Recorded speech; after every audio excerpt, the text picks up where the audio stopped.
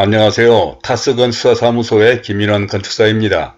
오늘은 건축정보로서 사업성과 경쟁력 있는 궁합빌딩을 매입하거나 사업성 있는 상가주택의 설계와 건축 방법에 대하여 말씀드리고자 하는데, 이 영상은 당사가 운영하는 또 다른 채널인 LHTV에서 제작한 것으로 상가주택을 설계하고 건축하고자 하는 분들에게 도움이 될 것 같아서 올려드리니 참고가 되시기를 바랍니다. 저는 상가주택, 즉 공합빌딩을 전문으로 설계와 건축을 하는 전문가로서 좋은 상가주택이란 입지조건, 수익성, 경쟁력, 객관성, 좋은 설계와 디자인, 거주성이나 임대성 또는 부동산적인 장래성, 건축이나 매입하는 목적에 따라서 달라진다고 지난 영상에서 말씀을 드렸고, 이 가운데 지난 영상에서는 입지조건과 수익성에 대해서 말씀을 드렸는데, 이 영상들은 아래 더보기에 링크해 놓을 테니 참고하시기 바라며, 오늘은 지난 두 영상에 이어서 경쟁력이 좋은 상가주택에 대해서 말씀드리고자 합니다. 아무쪼록 끝까지 보시면 이런 부동산이나 재테크, 특히 노후대책 등에 관심을 가지신 여러분들에게 많은 도움이 되리라 생각하며, 먼저 보시기 전에 구독과 좋아요를 눌러주시면 저에게도 큰 힘이 될 것 같습니다. 오늘은 지난 두 영상에 이어서 경쟁력 있는, 그러니까 경쟁력이 좋은 상가주택에 대해서 다음과 같은 4가지 순서로 말씀을 드리고자 합니다. 그러면 순서에 따라서 첫 번째로 상가주택의 경쟁력이 필요한 이유에 대해서 말씀을 드려보겠는데, 세상의 모든 것이 다 그렇듯이 상가주택은 여러 면에서 경쟁력이 필요합니다. 그것은 1층 상가도 그렇지만, 상가주택은 이와 같은 구조로 되어 있는데 1층에는 상가, 2, 3층에는 임대가구, 4층과 다락은 주인가구가 사용하는데, 그것은 1층 상가도 경쟁력이 필요하지만 상층부의 주거 부분도 임대를 해야 할 세대들이 많이 있기 때문에 좋은 위치에 잘 설계되고 건축된 건물은 시간이 지남에 따라서 임대뿐만 아니라 건물의 가치가 달라지기 때문인 것이죠. 특히 택지개발지구나 신도시에 건축하는 상가주택은 주변에 유사한 건물이 대단히 많이 건축되기 때문에 그러한 이웃 건물들과 차별화된 경쟁력이 필요한 것입니다. 그러니까 이게 어느 신도시의 지적도인데, 이 노랗게 표시된 부분들이 전부 다 상가주택들입니다. 대단히 많죠. 그러니까 어느 필지가 자기 땅이라고 해서 자기 건물만 생각할 일이 아니라 수많은 상가주택이 건축되기 때문에 바로 그렇다는 것입니다. 이러한 지역은 일반 지역에 비해서 건물이 계속 건축되어서 모든 점에서 금방 비교가 되는데, 외관은 말할 것도 없고 상가나 주택의 구조 등에서 비교할 대상이 많기 때문인 것입니다. 또한 이러한 지역은 대지의 크기나 위치가 비슷한데도 불구하고 어떻게 설계하고 건축하느냐에 따라서 그 기능과 품질에서 큰 차이가 나며, 이러한 차이는 세월이 지나면 건물의 가치에도 영향을 받게 되는 것입니다. 다음으로는 두 번째로 주차장 계획과 1층 상가의 차별화에 대해서 말씀드려보면, 상가주택에서 가장 두드러지게 차이가 나는 것은 주차장 계획과 1층 상가 부분입니다. 그것은 많은 상가주택을 짓거나 매입하려는 사람들이 1층 상가에 비중을 많이 두기도 하지만, 주차장 계획에 따라서 건물의 배치는 말할 것도 없고 각 층의 평면과 건물의 외관까지도 결정되기 때문인 것입니다. 그러니까 대개 상가주택의 대지는 70 내지 90여 평 정도가 일반적인 크기로, 이런 대지에는 5 내지 6대의 주차장을 확보해야 되는데, 이러한 주차장을 확보하려면 설계에 따라서 1층 상가 면적과 상가의 출입구, 기능상에 많은 영향을 주게 되는 것입니다. 그러니까 어느 대지를 가지고 예를 들어 설명드려보면, 이 많은 필지 가운데 이 6번 필지에 대해서 설명을 드려보면, 위에서 말씀드린 것처럼 주차를 6대 확보한다고 하면 몇 가지 방법을 생각해 볼 수가 있겠습니다. 그러니까 이쪽 도로에서 2대를 배치하고 이쪽 도로에서 4대를 배치하는 방법, 이쪽에 2대를 배치하는 방법, 다음으로는 전면에 4대를 배치하고 이쪽에 또 2대를 배치하는 방법, 대체로 이런 방법이 있을 것이고, 또 중요한 것은 이 계단실과 엘리베이터를 코어라고 얘기하는 것인데, 이 코어를 어디다 두느냐에 따라서 건물의 평면과 외관이 달라지는 것이고, 이것에 따라서 1층 상가 면적과, 그러니까 A안으로 할 경우에는 1층 상가 면적이 35.51평이 나오고, B안으로 하게 되면 31평으로 면적이 좀 약간 줄어들게 됩니다. 또 이렇게 되면 더 줄어들게 되는 것이죠. 그러게 주차 방법을 어떻게 하느냐에 따라서 상가 면적이 달라지는 것이고, 또 중요한 것은 이 대지는 코너 대지로서 어느 도로를 메인으로 잡느냐라고 하는 것도 중요하게 될 것입니다. 근데 이 대지 같은 경우는 15m이고 이게 10m이기 때문에 아무래도 이 넓은 도로가 주 상권이 되겠죠. 그렇다 한다면 이쪽 전면이, 그러니까 이 전면이 길게 해줘야 될 것입니다. 그런데 이러한 주차 방식은 이 A안에 비해서 이 폭이 줄어드는 것이죠. 이러한 것들이 건물에 영향을 주게 된다는 것입니다.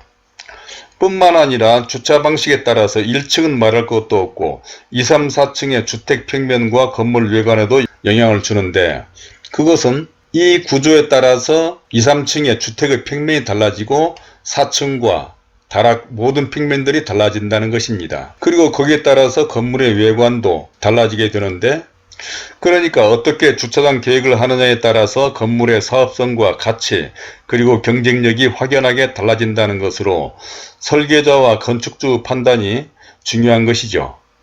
또한 이는 대지의 조건, 이 대지와 도로의 조건, 이 대지와 도로의 관계, 대지로의 접근 방법, 또 대지 형상에 따라 다르게 생각해야 하므로 설계자의 노하우와 판단이 중요한 것입니다.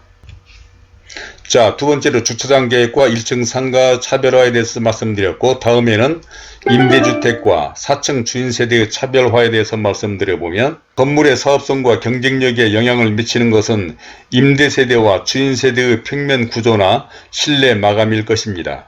그러니까 수많은 평면 설계가 가능하기 때문이고, 이러한 안들은 각각 장단점이 있을 텐데 가장 합리적인 안을 도출하는 것이 최종 목표여야 될 것입니다. 그러니까 이를 도면으로 설명드려보면, 계속적인 건축주와 설계자가 협의를 해서 최종적으로 이 최종안을 이 안으로 도출했다는 것입니다. 그런데 여기에서 중요하게 생각해야 할 것은 기능적으로 사용하기 편리한 구조로서 방의 크기나 위치도 중요하고, 특히 가급적이면 주방이 외기에 면하도록 실내 구조를 설계해야 하는데, 다른 주택과의 차별화와 경쟁력을 갖출 수 있도록 해야 하기 때문인 것이죠.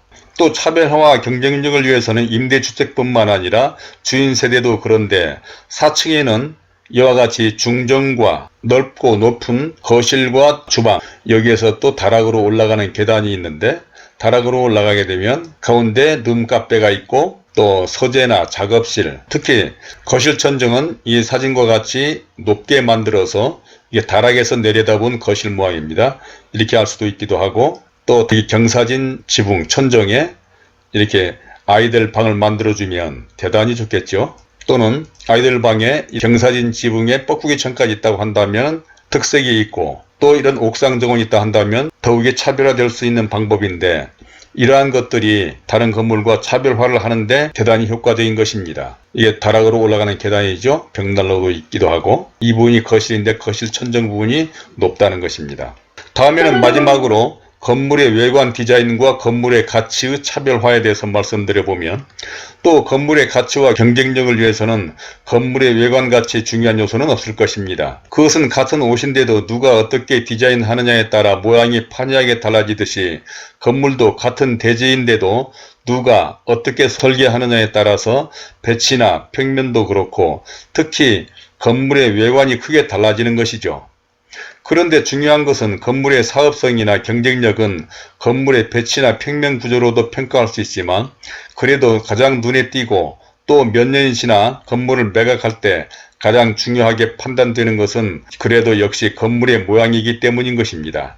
그러니까 배치나 평면 구조는 살다 보면 익숙해져서 그저 그런 것 같이 보이지만 건물의 외관은 그렇지 않다는 것이죠. 즉 어떤 디자인이냐에 따라서 사람들의 평가가 달라지기도 하고, 또 임대인들마저도 이왕이면 멋있고 잘 지은 건물을 선호하고 좋아하기 때문인 것입니다. 그렇다고 외관의 차이가 설계 비용이나 특히 공사 비용에 엄청나게 차이가 나지는 않으며, 이런 면에서 가급적이면 외관의 형태나 외장 재료는 시대를 앞서가는 방향으로 생각하는 것이 좋을 것입니다. 그러니까 외관의 형태와 외장 재료의 변화를 한번 살펴보면, 시대에 따라서 예전에는 이런 주택 같은 경우에도 이렇게 처마가 나온 집이 일반적이었죠. 이런 집들이 바로 처마가 나와 있지 않습니까? 그렇지만 언젠가부터는 이 처마가 단순화돼서 이렇게 됐습니다. 그러다가 최근에 짓는 집들은 이렇게 단순한 사각형 모양들이 많죠. 최근에 판교의 단독주택들은 주로 이런 식으로 단순한 형태입니다. 그런데 아마 이러한 형태가 앞으로는 또 형이상학적인 형태로 바뀌어 나갈 것입니다. 그게 바로 동대문에 있는 DDP 아니겠습니까? 또한 외장 재료도 그렇죠. 예전에는 이런 빨간 벽돌이라든지 지붕도 기와지붕이 일반적이었지만 최근에는 외장 재료도 거의 대부분 석재라든지 외장 시스템, 노출 콘크리트 등으로 좀 단순화하고 하이테크적인, 또 지붕도 이런 금속 제품 또는 징크라든지 그런 걸 사용해서 형태와 외장의 재료가 시대적으로 이렇게 바뀌어가고 있기 때문에 가급적이면 건물의 외관의 형태는 시대를 앞서가는 것이 좋겠다는 것이죠. 그것은 세월이 지나도 지루하지 않고 실증이 나지 않는 형태나 재료가 좋은데, 그런 면에서는 대체로 단순하고 간결한 외관, 이렇게 복잡한 것보다도 이렇게 간결한 외관이, 또는 어두운 것보다는 밝은 건물이, 다음으로는 지나치게 여러 종류의 재료나 색깔로 장식하는 것보다 각자의 생각과 주관에 따라 다르기는 하지만 그래도 객관적이고 일반적인 흐름을 따르는 것이 바람직하고, 이런 것이 경쟁력과 사업성을 위한 것이라고 강조하는 것입니다. 자, 그래서 상가주택의 외관의 사진들을 몇 가지 보여주겠는데, 신도시에 이런 건물들이 종종 보이는데, 이러한 건물들에 비해서는 최근에는 이렇게 단순하고 또 약간 좀 특이한 외관이라든지 이런 건물들은 간결하지 않습니까? 그런데 이런 건물들은 좀 보면 이제 경사지붕에 좀 약간은 좀 고풍스러운 모습이기도 하고, 물론 각자의 취향에 따라 다르긴 하겠지만 아까 위에서 말씀드린 것처럼 시대를 좀 더 앞서가는 형태의 건물과 그러한 재료를 사용한 건물이 보다 더 경쟁력과 또 향후에도 지루하지 않고 실증이 나지 않는 그런 건물이 되리라고 생각하는 것입니다.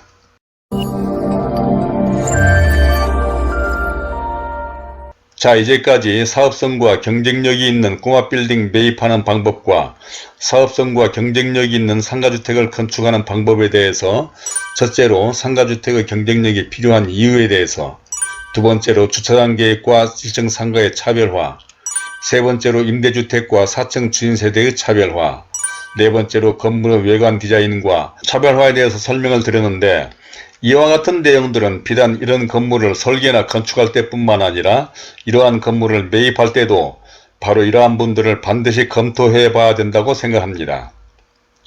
어떻습니까? 역시 꼬마 빌딩은 수익형 건물이고 그러려면 경쟁력이 있어야 한다고 생각하는데, 특히 부동산 개념이 강한 우리 상황에서는 이러한 점이 대단히 중요하다는 것을 건축 전문가로서 그동안 이러한 건물의 설계와 많은 건축주들을 만나면서 느낀 점에 대해서 말씀을 드렸습니다. 아무쪼록 오늘의 이 영상이 여러분들에게 조금이나마 도움이 되셨기를 바라고, 또 다음 영상에서는 입지조건과 수익성, 경쟁력에 이어서 객관성 또는 좋은 설계와 디자인, 거주성이라든지 임대성, 부동산적인 장래성, 건축이나 매입하려는 목적 등에 대해서 설명드리도록 하겠습니다. 그리고 혹시 이 영상이 참고가 되셨다면 구독과 좋아요를 눌러주실 것을 당부드리며 오늘은 이만 줄이기로 하겠습니다. 감사합니다.